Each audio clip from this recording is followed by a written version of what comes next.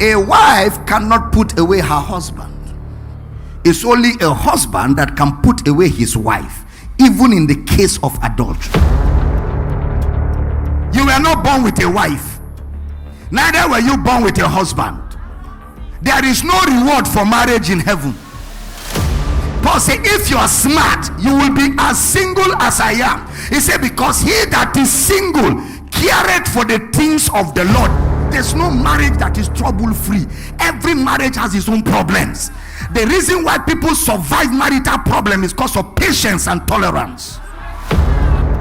And I think people that use these clauses in getting people married should change it, since you're all men of God. Till death do us part. Because you will now come and use death to separate yourselves. You see, that's why Moses allowed you to divorce, because at the end of the day, marriage is not life or death. You will not go to heaven married. So at one point or the other, there will be separation, whether alive or dead. Why do people divorce? Hardness of heart. Does God accept it? Yes. Somebody that nobody can talk to her. A woman that is like that is in witchcraft. Every human being must have somebody, if he tells you stop, even if you are cheated, you stop. No, nobody can talk to me. Witchcraft. The Pharisees, you asked Jesus a question, why can't a man divorce his wife? Jesus said, look, what God has joined together, let no man put asunder. If this is what God said, why did Moses contradict God? So, Dr. Mina, are you teaching divorce? No, I'm teaching Bible. In Matthew chapter 19 verse 3, they came to Jesus and asked Jesus a question. The Pharisees, they always ask stupid questions. They came to Jesus and asked Jesus a question. Let's read a little bit. The Pharisees also came unto him, tempting to him, is it lawful for a man to put away his wife for every cause? They were asking Jesus, can a man divorce his wife? Next verse, verse 4. And he answered and said unto them, have you not read anaginosko? That is, you are reading, are you not paying attention? Have you not read that he which made them at the beginning made them male and female? Next verse. And said, for this cause shall a man leave father and mother, and shall cleave to his wife, and they twain shall be one flesh. Next verse. Wherefore they are no more twain, but one flesh. What therefore God had joined together, let no man put asunder. Now, so Jesus began to explain to them. Now look at what Jesus did to them. They said to Jesus, Moses said, put away your wife. Jesus, what do you say? Jesus said to them, Moses said, put away your wife. Now, if you understand the law of Moses is very partial. A wife cannot put away her husband. It's only a husband that can put away his wife, even in the case of adultery. That's the law of Moses, because the woman is the man's property, and under the law he can do anything he wants to do with her, but the woman cannot do anything she wants to do with her husband. Otherwise he will put her away by the law. Deuteronomy 24, he says, if a woman is caught in adultery, let the husband put her away. But he didn't say anything about the man caught in adultery. That is why when the woman who was caught in the very act of adultery, if it was the very act, it means she was on the bed with the man. But they left the man because the law has no position on the man, and picked the woman. That's the law of Moses. Those of you that like the law, hear the law.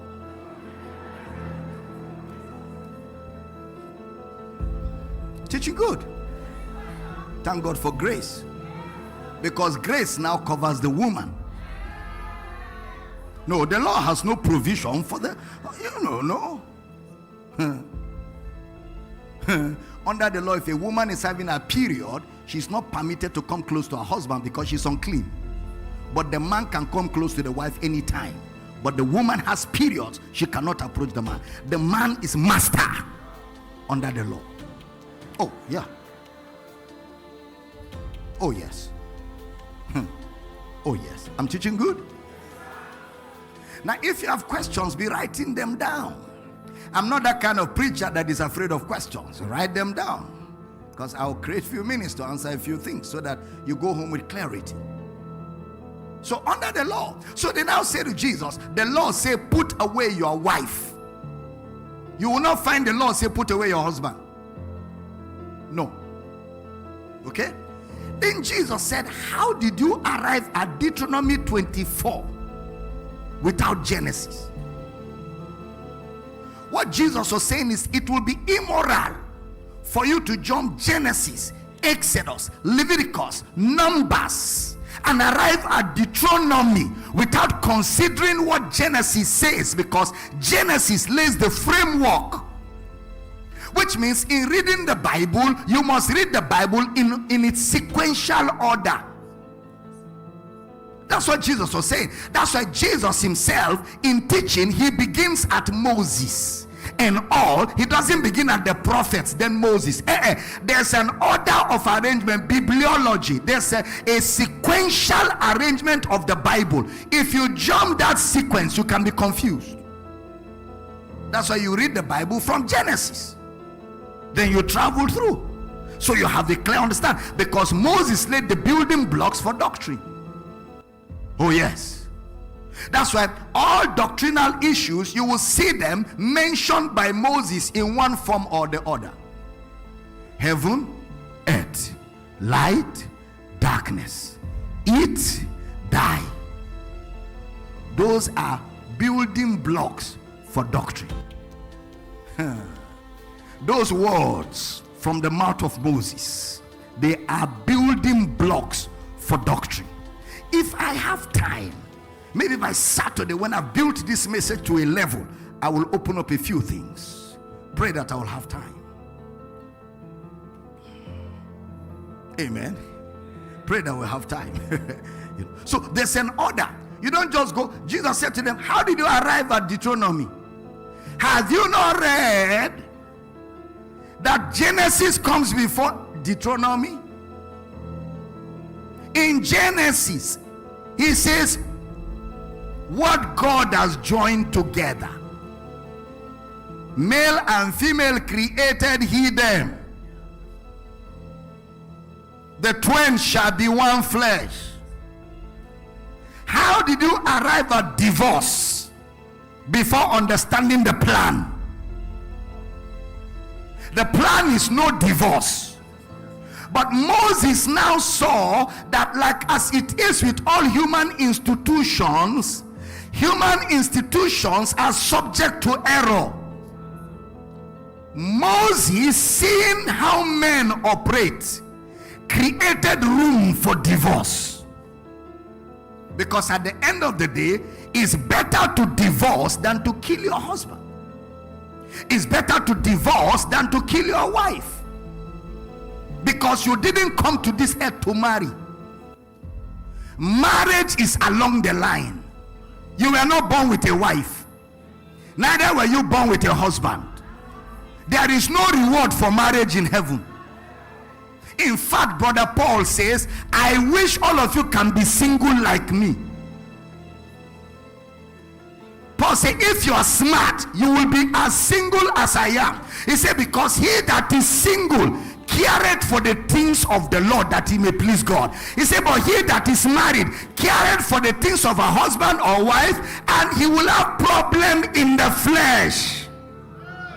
You come to church with your wife, two of you are smiling. By the time you're closing, your wife's face has changed. What happened? A sister was waving in your direction, and the wife thought it was you she was waving. I'm teaching good. I'm teaching good. Please, women, be coming down. Be coming down.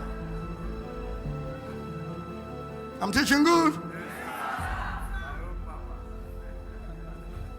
She was not waving your husband. Is your husband the one that received wave offering? Holy hands are lifted to God. So as you are leaving service, her face has changed. Instead of you celebrating the revelation, the anointing that came to the service, things that are happening in your life, now you are using all the anointing to settle quarrel. Why is your face like that? Why won't my face be like that? Why won't my face be like that? Sure, you were looking at her very well. What did you see? What did you see? Tell me what you saw. What did you see that I don't have? What did you see?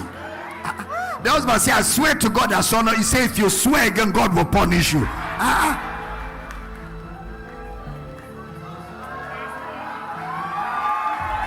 I'm teaching good. Some of you are laughing. There are people here that are suffering right now. I'm serious. I'm serious. You look like this, say, who are you seeing there? You look like that, you say, you have seen another one. So the husband is sitting in service, he's like this. He said, turn to your neighbor. He's not turning. Say neighbor. He said, neighbor.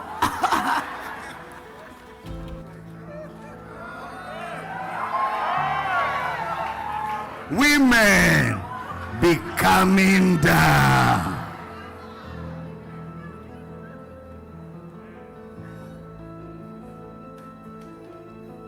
Teaching good. Moses said, because of the hardness of their hearts, that's why he gave them permission to divorce. So that means if you're married to somebody who has a hard heart, that marriage may not make it. It may not make it. Because living with somebody that has a hardened heart can result in murder, it can result in destruction, it can result in violence. Somebody that nobody can tell, calm down, stop, madam, keep quiet. Nobody can talk to her. A woman that is like that is in witchcraft. Is in witchcraft. And there are men that nobody can tell, shut up. No, nobody can talk to me. Witchcraft. Every human being must have somebody, if he tells you stop, even if you are cheated, you stop. There must be somebody in your life that can talk to you. If you don't have any such person in your life, you are a disaster going somewhere to happen. You know why you were born in a house? You were born in a house so you can understand that there are people that are bigger than you. That's why you were born inside a house. And you must never grow to where nobody can talk to you. No. You must have somebody you fear on earth. Somebody say, I fear God. No, don't fear God. Fear man first. Fear of man is fear of God. Because how can you say you love God whom you do not see, and you hate man whom you see? To love God is to love man. I'm teaching. Moses, because of the hardness of your hearts, suffered you to put away your wives. Sometimes a husband and a wife are going through crises and we just talk about it casually. If you know the pain they are going through, it's not something to talk about casually. Any marriage that has crisis is a call for concern. It's not a call for taking sides. It's a call for concern. It's a call for prayer and counsel, because that little misunderstanding can wreck everything. It's a call for concern. But it becomes much more complicated if the parties involved don't hear anybody. Yeah. It becomes much more complicated. Because we're dealing with why things happen the way they happen. You know what I'm talking about now. You will know because you were there. This woman wouldn't listen to anybody. She would beat her husband. She would beat her. I'm not joking. It's not in northern Nigeria. It's in Port Harcourt here. This thing I'm talking about is in Port Harcourt here. She will beat her husband. The man will preach wonderfully. After service, she will land him ministration. I'm not joking. The husband brought her to me because both of them were submitting to me. I would talk to the husband. What did he do? Nothing really that you can lay your hand upon. You can't really lay your hand on something. It will be story that has no definition. Why are you doing like this? You say, my husband is eyeing a lady. Which lady? She can't put her hand on the lady. We will pray for them. Mama and I, we will talk. I'm always bringing mama so that the woman will not think I'm being biased. So let a woman talk to woman, let man talk to man. Let us look at it from man and woman perspective. We will talk and talk and talk from morning till evening. At a point, I started begging the wife, calm down, madam, calm down. In marriage, there is a calming down. There's no marriage that is trouble-free. Every marriage has its own problems. The reason why people survive marital problem is because of patience and tolerance. If you hear that a marriage has lasted 40, 50 years, it is 50, 40 years of patience and tolerance. Endurance. June, I'll be 30 years married. June here. So I know what I'm talking about. When you say marriage that is lasting, it's because the partners have decided to be patient with one another and tolerate and overlook certain things. There are things you don't tear your trouser over, you overlook. You overlook. You excuse it away. Oh, yeah. The woman will not listen. She kept beating the husband, kept fighting the husband. One day she took pot of soup from fire and poured on the man. The man fell on staircase. From that day, he said, I will not sleep in that house. He started sleeping in his car. Because if he goes to hotel, they will say he went to sleep with a woman. If he goes anywhere, the wife will accuse. So he decided to sleep in his car, where you can find him by the house. One day the husband came to Yenagua here. I was preaching. He came here and said, Baba, it's enough and over. If I'll go to hell, let me go to hell. I love to be in hell than to be with this woman in heaven. I'm not joking. In your office, right? That was the end of that marriage. After the man has closed the marriage, then the woman's head calmed down. The woman started following me all over Nigeria. I said, don't be following me so they will not think I have collected you from your husband. Stop following me. Well, now to the light story. Let me go back to teaching. Let them not think I collected you. She will cry. She will kneel down. Baba, beg him. I'm sorry. I've seen my wrong. You were even there. She came to her, Baba, I'm sorry. My husband, oh, Baba, I don't want to lose him. Oh. I said, yes, I did it. Because when I was talking to you as a father, you say my mouth was smelling. Now let you be smelling.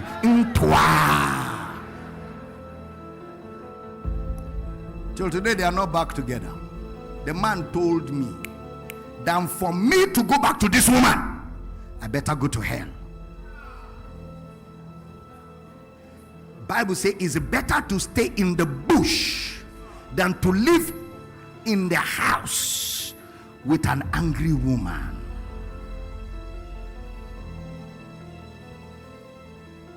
Or an angry man. It's not just women. One in our church beat his wife until she lost her sight. Then he became the leader of the blind.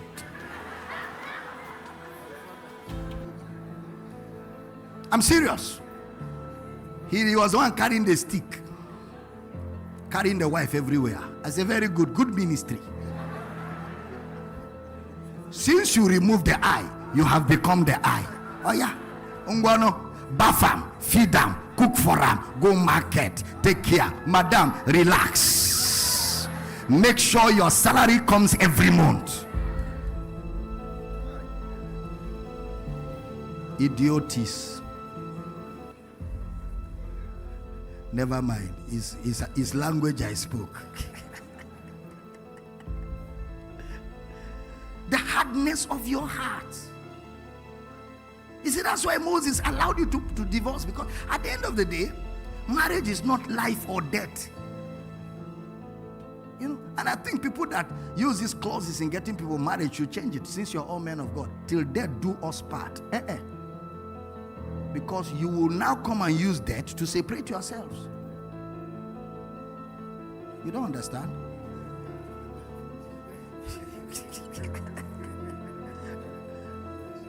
Yes, now, let's not be using that. We'll be married till we see Jesus. That's better. We need to visit a few things. Moses, because of the hardness of your heart, suffered you to put away your wives. And as a child of God, you're not supposed to have a hard heart. He said, I will take away from you the stony heart and give you what? A heart of flesh. You know I'm your father, right? So I can talk to you. Why do people divorce? Hardness of heart. Does God accept it? Yes. God accepts it. Because at the end of the day, you will not go to heaven married. So at one point or the other, there will be separation, whether alive or dead.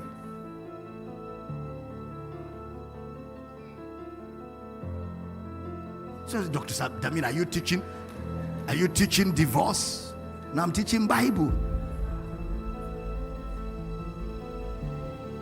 I'm teaching Bible.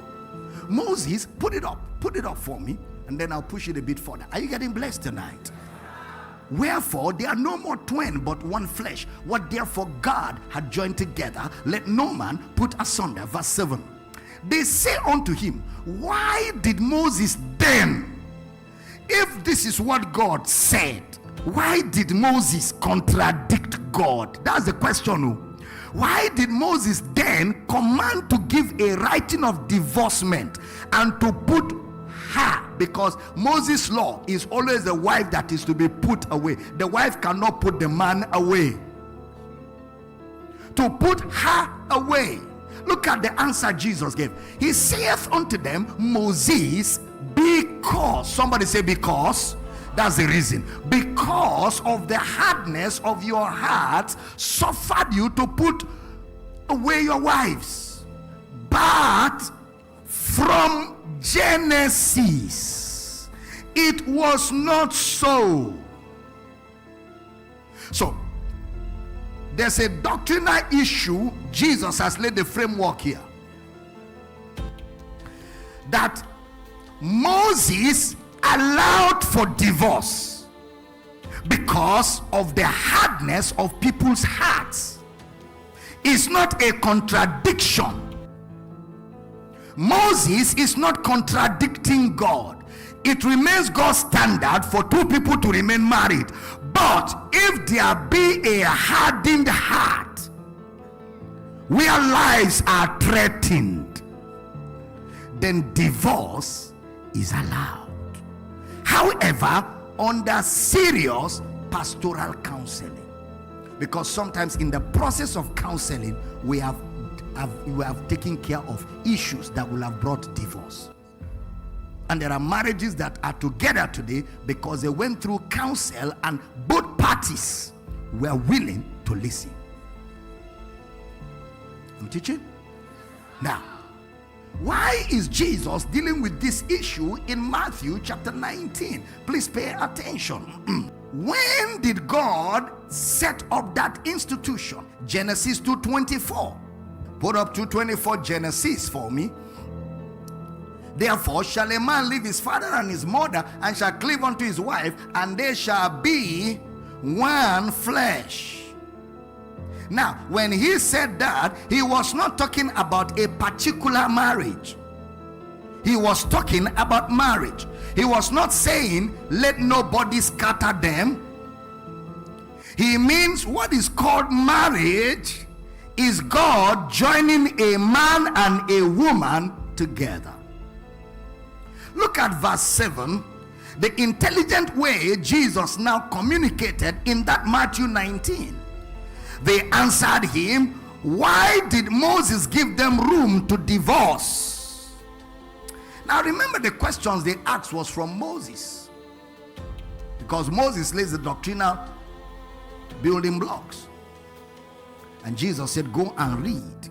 What God created was marriage, and that marriage is a man and a woman becoming one flesh. It cannot be two two flesh. It will be one flesh. Then they said, but Moses said you can put away. Then Jesus said, it's because of the hardness of your heart. That means we have the beginning, or we have the mind of God revealed in Genesis on issues of life. The mind of God revealed in Genesis on the issues of life and the pattern of God. All right, now in the book of John chapter 1 verse 1, it says in the beginning. Now whenever you see in the beginning, it's talking about in Genesis. In Genesis was the Word, and the Word was with God, and the Word was God. The same was in the beginning with God. All things were made by him, and without him was not anything made that was made. Well, in the beginning. So there's a key principle or a key study we should do in Genesis chapter 1, chapter 2, and chapter 3, which lays the framework for all of God's will and plan for man. Ladies and gentlemen, there are two perfect chapters in the Bible, Genesis 1 and 2. Genesis 3 is the fall of man, and from Genesis 3 to Revelation 22, it is God's effort to bring man back to Genesis 1 and 2. Did you just see what I just did? So God's perfect plan is Genesis 1 and 2. Genesis 3 is the fall of man. From Genesis 3 to Revelation 22, it is God's effort to bring man back to Genesis 1 and 2, which is his original blueprint for mankind. Now stay with me, because we want to do a little bit of study in Genesis chapter 1, chapter 2, and chapter 3, and I'm trying to see if we can cover those three books today and tomorrow, or next tomorrow. Now Jesus answered a key question. That question is, why can't a man divorce his wife? Jesus said, look, it is one flesh. What God has joined together, let no man put asunder. Then they asked Jesus a perplexing question. They said, but in the same book Moses said that you can put away your wife. Then Jesus quoted two key chapters, Genesis 1 and 2, and he said, in the beginning it was not so. So we have two things in our hands. Number one, we have God's plan in the beginning.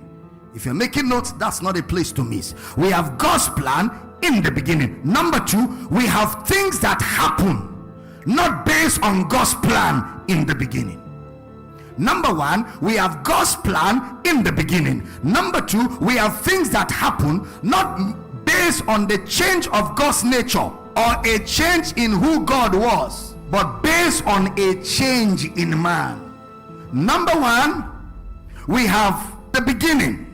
Then number two, we have things that have happened not based on a change in God's nature, not based on a change in who God was, but based on a change in man.